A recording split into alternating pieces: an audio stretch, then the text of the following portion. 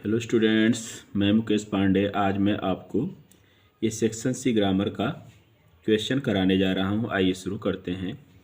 Choose the correct option to answer the following question. ठीक है, question है कि one who sees the dark side of a thing is called. उसे क्या कहते हैं जो डार्क साइड की ओर देखता है। Who sees the dark side, जो डार्क साइड को देखता है ऑफ ए थिंग, किसी भी चीज़ के, तो उसे क्या कहा जाता है। तो उसे देखिए, ऑप्टिमिस्ट, जो ऑप्टिमिस्ट है वो तो आशावादी हुआ, पेसिमिस्ट निराशावादी। तो अगर ब्राइट साइड होता तो ऑप्टिमिस्ट होता, अब ये डार्क साइड है तो इसलिए पेसिमिस्ट होगा। ठीक, अब दूसरा देखिए, the apple of one's eye, किसी की आँखों का एप्पल होना मीन्स क्या कहलाता है। तो मतलब प्रिय होना, इसका अर्थ ये होगा। तो ये आपका जो ये ऑप्शन है वेरी डियर, ये सही है। ठीक है, अब नेक्स्ट देखें, the synonym of destroy is. Destroy का सिनोनिम्स पूछ रहा है तो डेमोलिश, नष्ट करना, ये आपका होगा। ठीक है, डेमोलिश। अब नेक्स्ट देखें तो ये है कि what is the time in your watch, आपकी घड़ी में क्या समय है। इसमें क्या एरर है, तो देखिए जो इन है वो एरर है, यहाँ बाई होगा।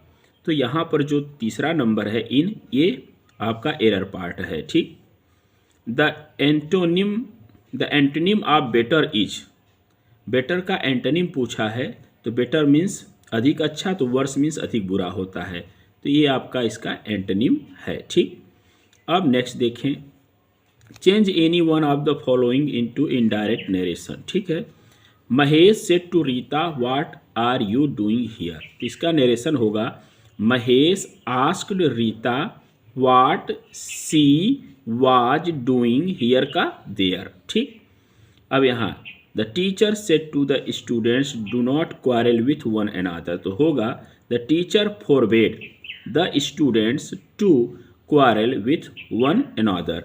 अगर एडवाइस से बनाएंगे तो डू नॉट को नॉट टू में चेंज करके आप जोड़िएगा। ठीक, अब नेक्स्ट देखिए, combine any one of the following as directed. तो क्या कह रहा है कि कंबाइन करिए कॉम्प्लेक्स सेंटेंस में।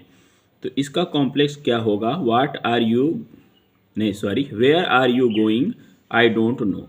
तो होगा I don't know where you are going, ये इसका कॉम्प्लेक्स बनेगा। अब नेक्स्ट है कंपाउंड बनाने के लिए, he was fined, he was imprisoned. तो होगा he was both fined and imprisoned, या he was fined and imprisoned, या he was not only fined but also imprisoned. तो आप किसी भी तरीके से इसे बना लें। अब देखिए, ये पूछ रहा है कि कंपैरेटिव बनाना है, तो आप बनाइए।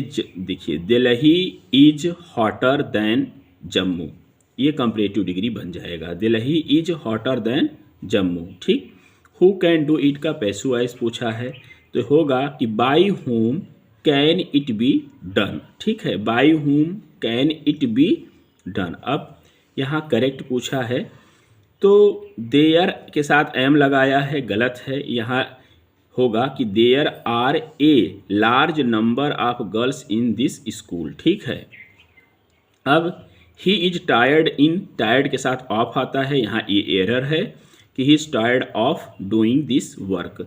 अब देखिए ये वर्ड मीनिंग है, इसको तो आप लर्न कर लीजिएगा खुद से। ठीक है, अब ये आइडल, आलसी, आइडियल, आदर्श, बर्थ जन्म और बर्थ साइका, तो इसका मैं मीनिंग आपको बता दिया हूँ, बाकी ये आपको स्वयं से लर्न करना है। ठीक, अब आइए ट्रांसलेशन हम करा देते हैं आपको।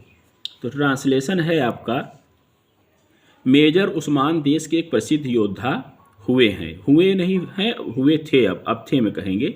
Major Usman was a famous warrior of our country. ठीक है, जब पाकिस्तान ने हमारे देश पर आक्रमण किया, व्हेन पाकिस्तान अटैक्ड और कंट्री। ठीक, तो उन्हें देश की रक्षा के लिए भेजा गया।